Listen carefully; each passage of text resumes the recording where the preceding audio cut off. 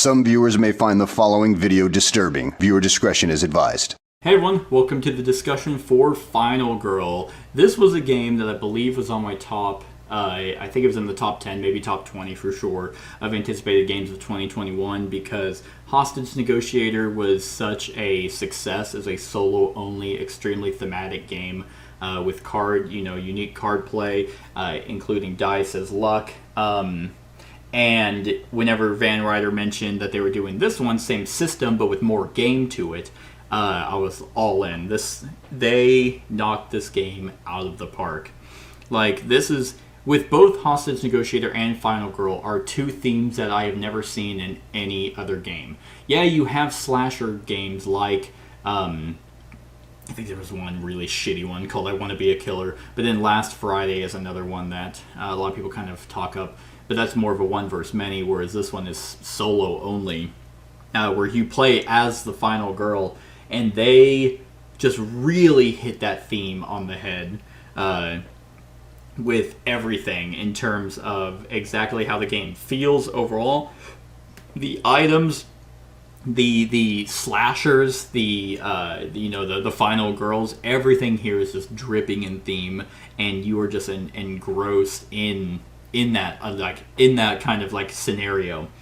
So, before I even talk about specifics of that, I have to give a massive shout out for the way that they actually organized and did the box layout. So you have your core box, which whenever I first got it, I was like, wait, this is the core box? It has like 6 other things. That's super annoying. But the core box just has your core, tokens, the health tokens, the victim tokens, and so it's just organized like that. But with the feature films, which is really where kind of because the boxes feel like a VHS tape. I don't know why they always go VHS, so it's just more nostalgic. But they include the different types of locations and slashers. So what's fantastic about this is each of them has that. So you have like Hans, for example, and you just take Hans and then like his board, and then it's a magnet strip, and then you take the location and it's a magnet strip, and then you get your different feature film, Hans and then Camp Happy Trails, two different locations. But what's also fantastic is this is not just its own separate thing. You don't have to be like, oh, I have to play Hans with Camp Happy Trails. Absolutely not. If you have any of the other feature films, then you can mix Poltergeist with Camp Happy Trails. You can do Dr. Fright, which is basically Freddy Krueger, with whatever other locations are out there. So they're completely, like, you can mix and match with any type of, Final Girl, with any slasher film, or, any killer and any location. And in that sense, it feels like a Blacklist game. It feels like a Sadler Brothers game, which are some of my favorites, because you just have that versatility. You have the different terror decks from each of the killers and the locations mixing together to give you the different types of feel around where that killer is and what he does. You have the events for each location. You have the items from those locations. And then you have the finale and the dark powers from the specific killer. So everything is connected to those, and it just connects so well that I think this is fantastic. The fact that everything's just organized in a specific way, that you're just like, oh, okay, yep, here's Hans's stuff right here, and you have his thing. So you just boop, and then you go grab a location from another one. Now, what is kind of strange is that these are grouped together, like Hans and Camp Happy Trails, so it kind of makes it seem like these have to go together, but they don't. But you can't physically change them. Like, you can't take the final or the Hans box stuff out and then put it with another one. But there's no real reason why you would have to, because what's fantastic was also about their storage system. Like, it has a tray in here. And, okay, here's Hans' stuff, all his cards and his tokens and stuff, and then you flip it, and then, here's the Camp Happy Trails. Normally, I do not gush about like inserts and storage solutions, but this was an extremely creative way to do it, and I think that they really just succeeded in that. And if you're wondering, well, that means I still have 6 boxes lying around. Well, what I did, I put these. This is the only game I have on my shelves that is horizontal because the sides look like movies, and so I kind of like that. And I just, oh, okay, I'll grab that one. But never fear, because they have already announced in, I think, January. Yep, a Season 2 featuring 5 all-new feature films, more girls, more killers, more locations, more miniatures, and more surprises in a box that will hold everything. So going on Kickstarter January 11th of 2022. So if you're like, what the fuck, I don't want to have all these individual boxes. Well, then back that second Kickstarter. Anyway, the other thing I have to give a huge shout out to in terms of production quality is I have been clamoring for every other company to do what Greenbrier does with their miniatures and put whatever the fucking miniature is, put what it is on the bottom. And no one has done that except Greenbrier until now. Every miniature, if you get the minis, which I highly recommend you do, it kind of immerses you a little bit more versus just having a colored token or colored little meeple. But they finally did it. Like, this is Lori. Like, and so I didn't have to be like, well, there's no picture of her. Like, is this really her? Yep, it says it on the bottom. This says Hans on it. And so you just, you can just put them in the boxes where they go, but I just had to mention that for a fact because I just don't understand why other companies do not do that. It would just go a long way, especially if you're not going to make miniatures that match the pictures. I mean, at the very least, some companies do a picture of the mini on, like, the monster cards. They're like, oh, okay, well, I can at least compare them. But, man, yeah. So, absolutely love kind of the storage solution that they did. But, let's get into the game. So, this, if you have played Hostage Negotiator, this is going to feel pretty similar. You utilize card actions and dice to do everything that you want to do. And so this is where my biggest complaint comes in. And I had the same problem with Hostage Negotiator. If you are just rolling bad, you're going to have a bad time. Granted, there's more to do in this game, so you actually have a board that you moved on. It's not just kind of like a weird back and forth of just roll dice just to see what the cards let you do and manipulate, a terrorist track. At least you can move, but how you move, how you attack is all still dependent on the dice. And they have ways to mitigate. It's not horrible. You have a 1 in 3 chance to succeed. You're most likely going to be rolling two dice. So your chances are at least like you'll get a partial success. And then if you roll a 3 or 4, you can discard 2 cards to make it a success. So there is mitigation there, especially if you always have a lot of cards in your hand. But I have played a game of this where I literally rolled blanks every single time. And it's extremely frustrating because then you're not generating time, you're getting punished, you're taking wounds. And even then, it still feels thematic. You're not supposed to. I mean, you can be a badass. The final girl usually is.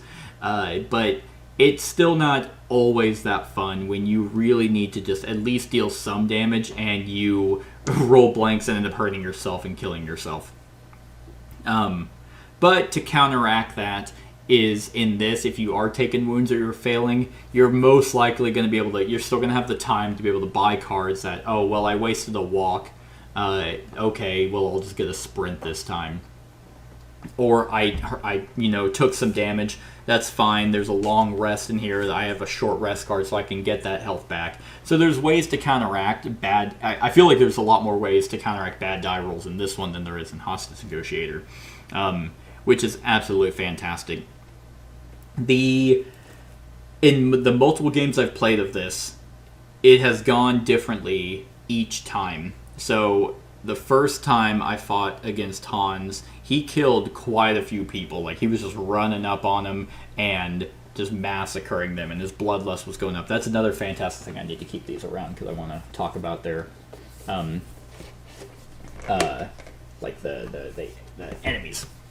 The fact like their bloodlust was going up, and this is just such a cool track of how many people they're killing is how much more powerful they are. They just get more bloodlusty and crazy, and that's how their dark powers come out, and then that's how they increase horror and moves. So they just start getting faster, unlocking new powers, and then so that's what he was doing in the first game. The second game, which funny enough I was actually recording and then didn't turn on the overhead camera, so that was fun.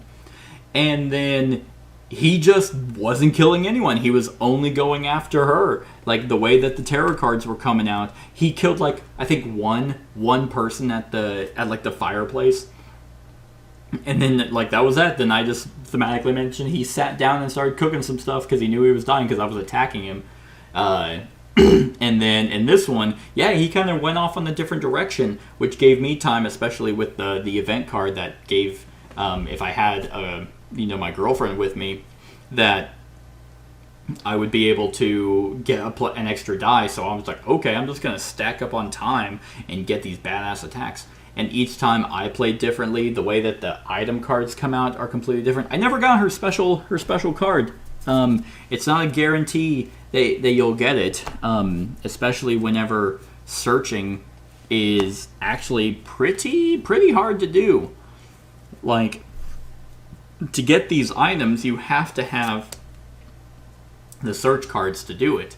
So this allows you, I mean, the search card always lets you take something from a location. And I also really like that. The searching, it's not just some action that you just do at any location. You have to go to a specific location, and there's specific items in those different locations.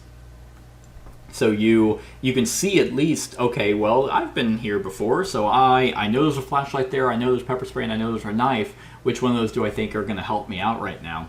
And in some of them, it's like, well, the axe is all the way over there in the UT, and I'm really far away, but that's a really good weapon to have. And weapons are, of course, extremely handy because they're just a modifier whenever you do any attack. And you feel good. Like, this game, even though, yeah, he, like, the serial killer can run around and kill and get super strong, you are also super strong, but they have a lot of health. Way more health. So if he's coming in with a 3 attack and you botch your roll on a guard, and you just, that's a shit. Like, she only has 5 health. So if she gets hit by 3, that is most of her health. And then so whenever you search, you lose that card to be able to do it again unless you buy more. But the way that the cards cycle, like, you can't buy cards you've already played. So you can't basically search and then buy a search card again and then search and just keep searching and just filter through the deck to be able to just have all the items in the world. And I think to counteract that, the items are all really good. Like, because you're not going to get a lot of them. And sometimes you might not find a weapon right off the bat. You can get lucky. And that's all part of the theme, is you run into the cabin and you're like, there's a knife. Wait, why do I want the knife? And there's this axe. And even then, that's only 2 items that takes up both your hands. So you have to kind of compensate. Obviously, Hans is a little bit easier than the other ones. There's no special rules for him or for the Camp Happy Trails. So this is very much like the beginner kind of thing to do. But the way that the events come out, there's your variety. The tarot cards, there's your variety. The setup, where the victims are and where you are and where he is, there's your variety. The items, it's just, variety is off the charts. And that is my biggest thing on this one over. Whenever I was playing Hostage Negotiator, the base game, I was like, this is alright. I did a careers series. There's 2 episodes. I went years 1 to 5 and then 6 through 10. And that was fantastic. It felt like you were doing a career of a hostage negotiator. But at the end, I was like, alright, I've seen it. Not that there's, like, no variety. There's a ton of cards and content and a bunch of different abductors, and they play completely different. But at the end of the day, it was just, their cards and your cards, and you just rolled dice. There was not a whole lot of extra stuff to make it more of a game. And here there is. You definitely get the track of what what mitigates how many dice you roll, the horror track, and then you have the victims, which are the hostages and stuff. And then there's just more game to him, what he can do. There's an actual board of how you're moving around. There's special rules.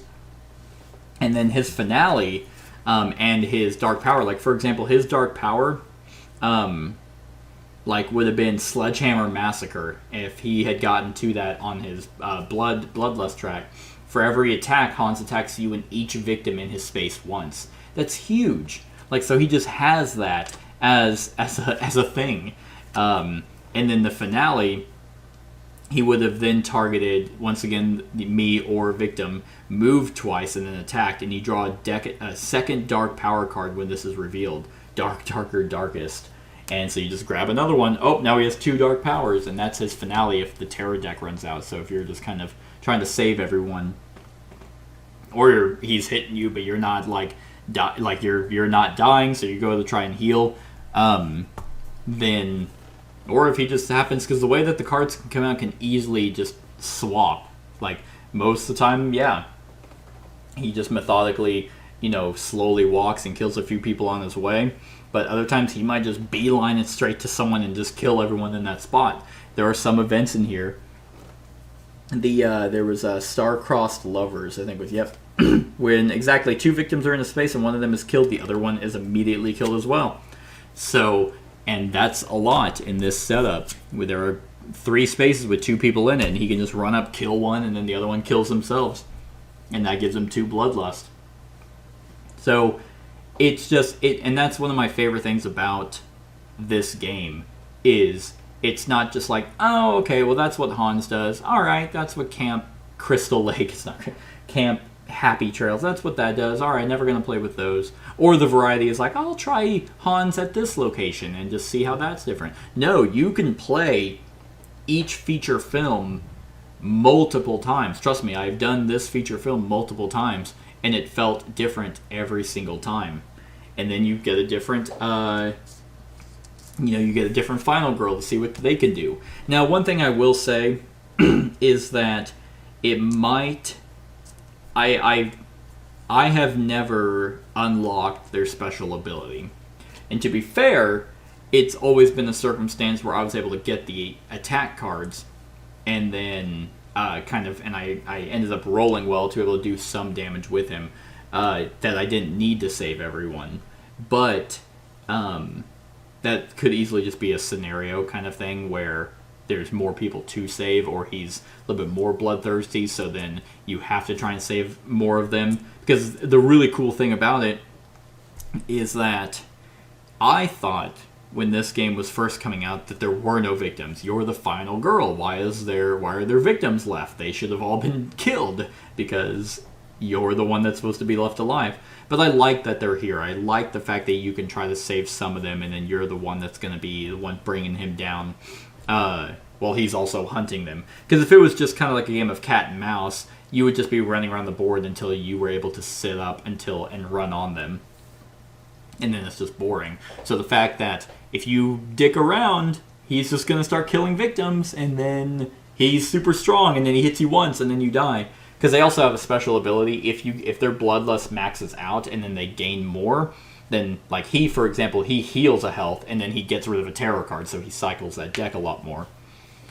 It's just, there's so much replayability to this, and within each feature film, you can have one feature film and be satisfied for a while. Each feature film comes with 2 final girls, so it's not like you're playing the same one over and over and over. And then, yeah, like the locations with the events, the different setup cards, and then also, if you can get this lore book, which just gives you lore on the serial killers, which I thought was cool, they have 5. 1, 2, 3, 4, 5. Yep. They have 5 scenarios for each of the killers. Like Hans has Night of the Pig, and I think they're ranked off of difficulty. Then Slaughterhouse, then The Vacation from Hell, Traps and Killers and Clowns, oh my! And then The Final Nightmare. Yeah. And it tells you, yeah, like, and they all come from the feature film. So the final girl is always Lori in this one.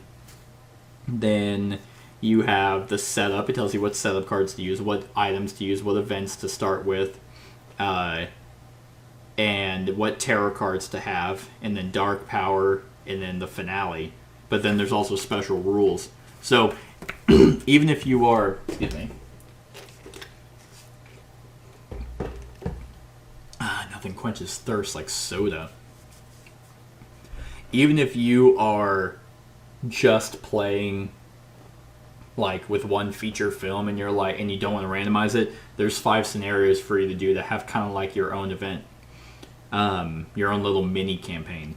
Because whenever I was done with careers in Hostage Negotiator, I don't own that game anymore. I sold it because I was like, I don't see me setting down to play that again. I had the career, it was fine, it was cool, but then whenever I was done with it, I was like, okay, yeah, that's the story. There's no story here. It's just setting down to play a game. There's no kind of conclusion of an overarching narrative, which is fantastic. You have the finale in your own one-shot, and that changes based off of just whatever the combinations happen to be. It's fantastic. Like, and what's even better is if you're not recording, you could just, okay, because Hans reminds me of, he could either be your Jason or whenever I first played it, I played the Texas Chainsaw Massacre soundtrack. And you just really get engrossed with that too. So you're allowed to have that kind of atmosphere. And this game just brings all that out. Even with the dice. Like with Hostage Negotiator, whenever I was playing cards, I had to use the flavor text on them to try and get some sort of back and forth theme. But because of, obviously there's not another person talking back, it was kind of very hard for me to really get into and not make it so mechanical. And then here, the flavor text is there, but I didn't feel like I needed to rely on it to get immersed in what I was doing. Like, I was just able to rely on movie tropes from watching slasher films, and then just what I wanted to roleplay as. This game is so good. It's an absolute blast. And there's one mechanic in here that I think is... I think it's going to depend on some people, because you have your health. And when you are down to 1 health, you get an extra die on horror rolls and stuff like that. But if you ever lose that extra health, then you may or may not be dead. And this is an interesting concept. Because, as we saw at the end of the run-through with Hans, is if I hit him and then I take all his life away, then you flip over that token, and I think there's 3 tokens. You have these tokens with the +1 on it, and you shuffle them all, and each person gets 1, you and the killer. And there's 3 out of a stack of like 10 that have either 1 health. How many are there? 9. Sorry, there's 9. With 1 health, 2 health, and 3 health. And if you flip it, then they weren't actually dead. It was like, oh, I thought I got him, Michael Myers kind of stuff, where he just sits up. And then that can happen for you as well. If I had died, like he dealt the 5 damage needed to kill me, I could have flipped it, but I didn't have any either. So I would be dead and the game would be over. But there's always that chance that you're like, I needed to do 1 more damage to him, but he hit me, and then you flip it and you're like, oh! And then you have, like, you get 1 health back and you're stumbling, trying to really make it, and then you were able to finish him. And then you flip his thing over, and he has nothing. It's such a cool idea. It hasn't happened to me. I haven't gotten lucky enough either way. Unlucky or lucky enough to have it to where it shows up. But the fact that it can is very intriguing. I don't know if it's going to be frustrating if it comes down to the wire and he lives and you don't. But once again, because there's no campaign, there's no stakes to the actual game, and in my experience, each game has lasted around 30 minutes. Alright, just set it up and play again. Yeah, you don't even have to change anything. You can shuffle the same 10 tarot cards you have, and you'll have the same events, and the same items, because you're not going to see all the items, you're not going to see all the events, because the events only come out if a tarot card tells you to draw more. So you just don't even have to really you don't have to get all the cards back out and be like, oh, okay, well, I guess I'll have to reset up the whole game. Nope, just boom, boom, boom, boom, boom, boom, quick setup. The fact that these boards are part of the thing, so you just pop them off and you just lay them down, and then you just kind of go. This game is elegant. I'm just really, really amazed at how much they were able to enhance that hostage negotiator experience. So yeah, I mean, that's that. Oh, definitely got to do a shout out for this. This was a Kickstarter game, so if you don't have this, I apologize. But and I apologize if they're not painted. But this was one of the, I think, mystery packs that came in the Kickstarter. It's the Necronomicon, and I'm like, what the hell is this? And it's a little plastic thing, and you open it, and the only thing inside of it, it's kind of overkill, are 2 dice. In fact, that's in it. But if you don't really know what to play, but you do want to play Final Girl, you just roll these 2. And it tells you, oh, okay, the scenario I'm playing are birds on Creech Manor. So it tells you who to use and what and what location. So if you just can't decide, you just roll them. It's like, okay, well, this one's a reroll. So now it is Dr. Fright on Maple Lane, which is actually, I think, his actual box, funny enough. So, Freddy Krueger on Elm Street is what it ends up being. But I think that's such a cool kind of touch, especially with the Necronomicon. They really just dove head on into the theme, doing all the tropes. Like, I can't think of really a slasher film trope that they didn't do. I mean, besides blatantly just doing the couple that goes off to fuck and then they die. But, I mean, honestly, you can just do that yourself. Oh, there's 2 victims in a cabin. I wonder what they're doing. Getting ready to die. Yeah, this is fantastic. The dice don't bother me as much as they did in Hostage Negotiator, and I think it's because there's so much more going on versus, well, I can only really do anything if I roll well, because there's nothing else to distract me from bad die rolls, so I'm really focused on how the outcomes come about. So, with that being said, the other thing is you do only ever have these cards.